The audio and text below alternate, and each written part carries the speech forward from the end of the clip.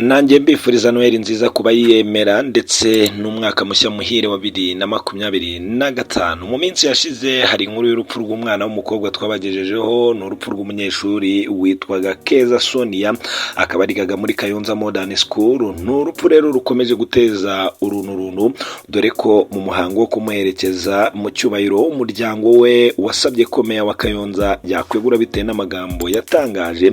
Nyakwigendera Sonia Keza w'imyaka 16 yigaga mu ishuri rya Kayonza Modern School, akaba aritabye Imana ku itariki 15 Ukuboza 2024. Ubuyobozi bw'akarere ka Kayonza bukaba bwaratangaje ko bishoboka ko uyu mwana yiyahuye, ariko umuryango we wahakanya amakuru uvuga ko nta mpamvu n'imwe yari gutuma yifatira icyemezo cyo kwiyambura ubuzima.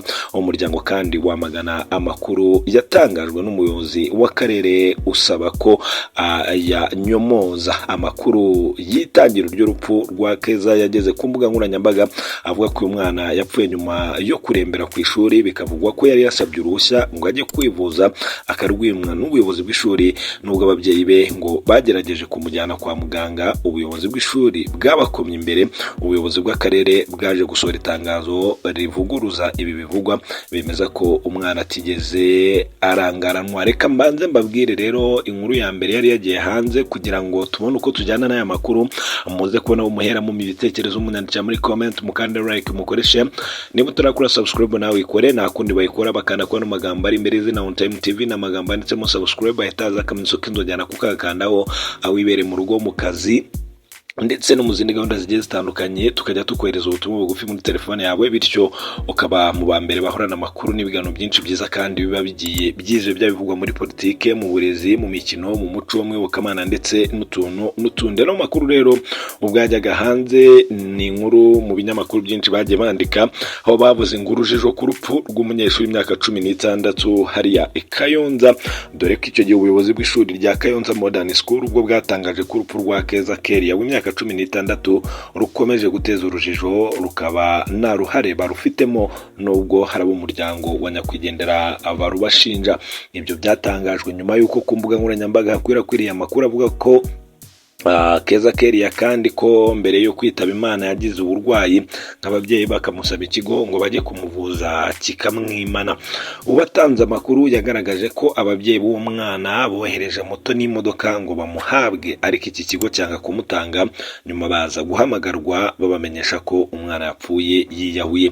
Mu kiganiro itangazamakuru ryagiranye n'umuyobozi wa Kayonza Modern School ni Nuru Michel Muvange, yagaragaje ko batigeze banga guha uwo mwana ababyeyi be, kahubwo ari bo banze kujya kumureba.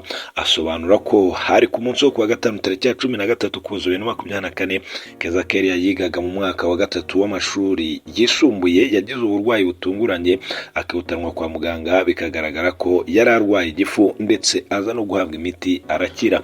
Ubwo bari kwa muganga bamenyesheje ababyeyi be ko uwo mwana arwaye, ndetse ku munsi wo kuwa gatandatu wakurikiyeho ari ku itariki ya 14 Ukuboza ngo bwasezwaga mu bitaro iwabo bohereje umumotari ngo agiye kumucyura.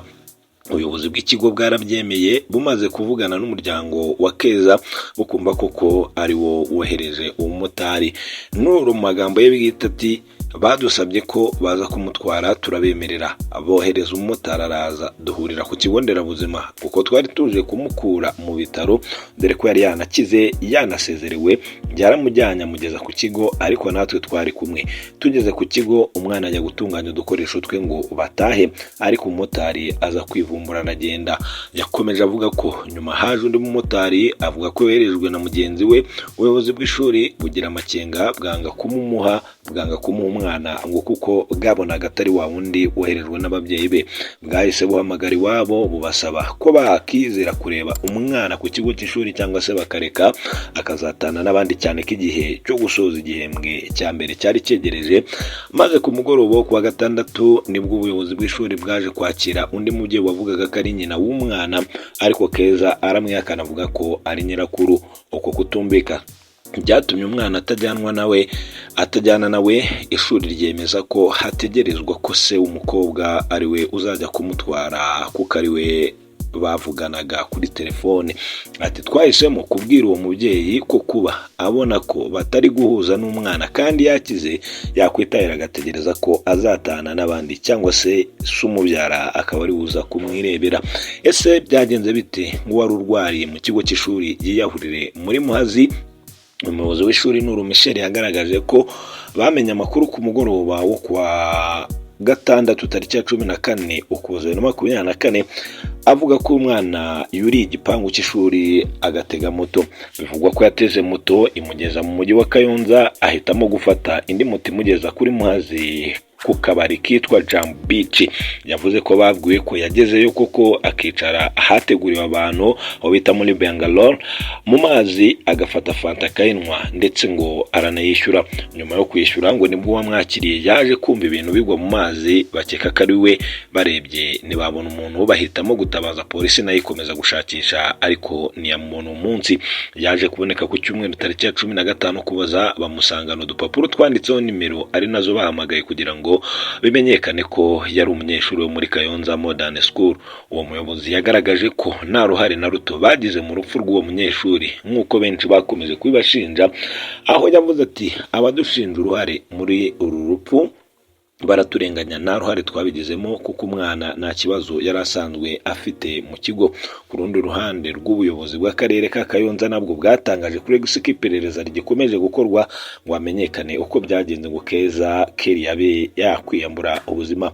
Bwagaragaje ko ibivugwa ku mbuga nkoranyambaga bihabanye n'ukuri ngo kuko ubuyobozi bw'ishuri bwari bwanavuje uwo mwana akoroherwa, aho bwagize buti twanganishije uyu muryango wabuze umwana. Gusa bivugwa muri ubu butumwa binyuranye n'ukuri kuko iki kibazo cyakurikiranwe ku bufatanye bw'ubuyobozi n'izindi nzego, bigaragara ko umwana yiyahuye. Dore rero iyo niyo nkuru yari yagiye hanze bwa mbere. Noneho kuri ubu rero rurageretse, urupfu rw'uyu munyeshuri Keza Sonia wigaga muri Kayonza Modern School rukomeje guteza urunturuntu, dore ko n'umuryango wa nyakwigendera kuri ubu ngubu wakomeje kuvuga ko meya wa Kayonza yakwegura ngo bitewe n'amagambo yatangaje.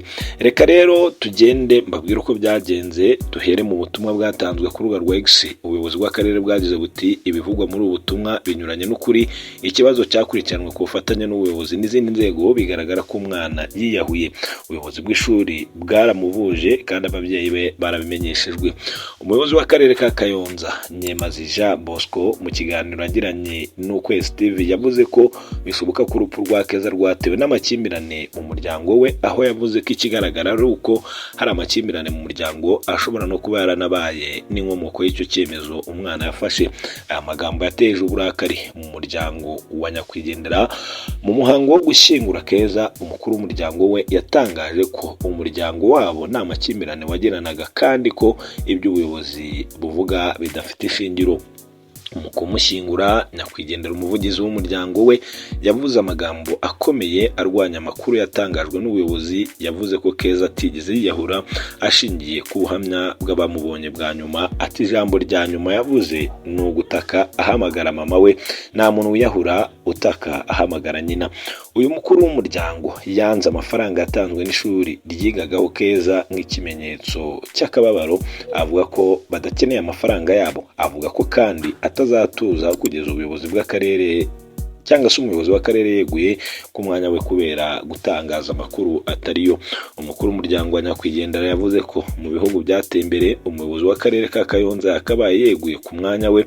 Yashimangiye ko amagambo yatanzwe n'ubuyobozi bw'akarere asa no gushinyagura ku muryango wabuze umwana. Ati mu Burayi iyo umuyobozi atangaje amakuru nk'aya adafite gihamya ararakara arareka akazi. Meya w'akarere ka Kayonza arashinyagura kandi ibyo ntituzabyihanganira.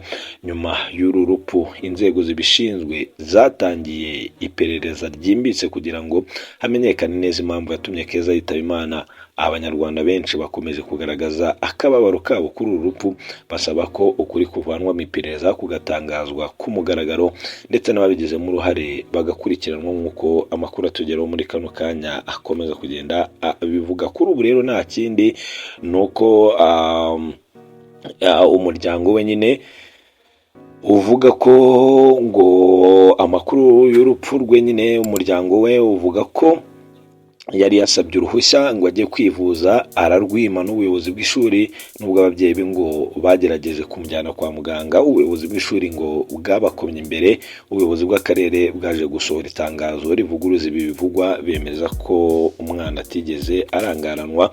Ni mu gihe amakuru yari yagiye hanze nk'uko nabibabwiye, nk'uko nari maze kubibabwira rwose, iyo yemeza ko umwana arwaye akajyanwa kwa muganga akavurwa agakira, hanyuma iwabo akaba aribo bakora amakosa mu gihe bahamagarwaga ngo baze batware umwana, bakohereza umumotari akaza, yahagera ntategereza akigendera, barangiza bakabona haje undi. Mu kugira amakenga rero nabo bakagira gute, bakavuga bati reka duhamagara umubyaza mwitware dore ko yari yanakize. Ibi rero ni ibyavuzwe, ni ibiri kuvugwa mu itangazamakuru, ni ibiri kujya hanze. Mwe murabyumva gute, murabibona gute?